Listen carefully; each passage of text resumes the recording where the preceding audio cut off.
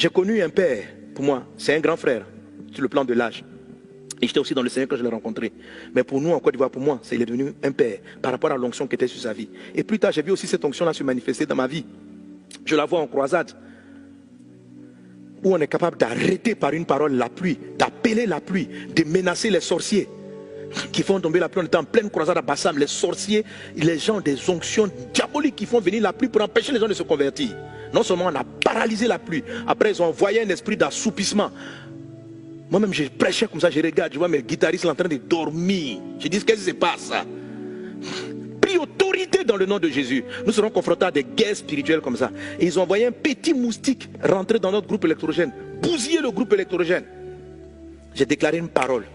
Quelque temps après, le village était à côté à célébrer parce que le gros sorcier qui traumatisait le village a été vaincu. Il est mort, on ne sait pas pourquoi.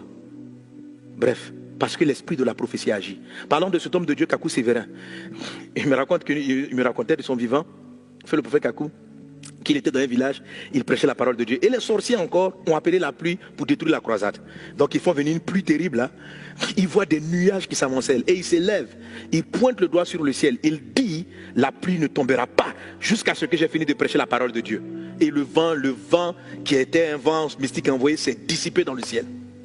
Et puis, les villageois sorciers qui ont fait venir la pluie là, ils viennent le rencontrer, lui disent, ça fait des mois qu'on n'a pas de pluie pour nos plantations. Pourquoi est-ce que tu as chassé la pluie? Ramène la pluie. Et ils ont commencé à le persécuter. Mais c'était par jalousie, par méchanceté.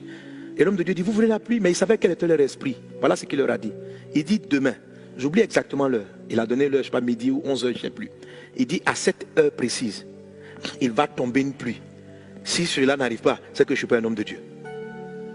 Amen. Il ne faut pas t'élever pour faire des défis comme ça rapidement. Il faut que tu aies l'onction des fils et des filles. Sinon tu vas prendre, comme on dit en ivoirien, tu apprendras. Alléluia.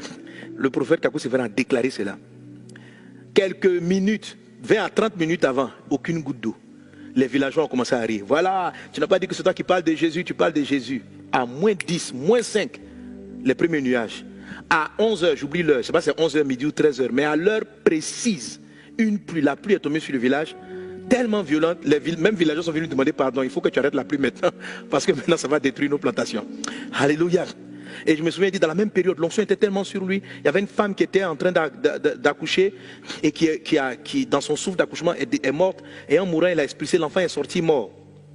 Et les gens pleuraient. Je crois que c'était une des parents du prophète. Et il va la voir, le prophète Kakou Sévérin, il va la voir. Et il dit, laissons, on va prier. Il a prié pour la maman, elle est revenue à la vie.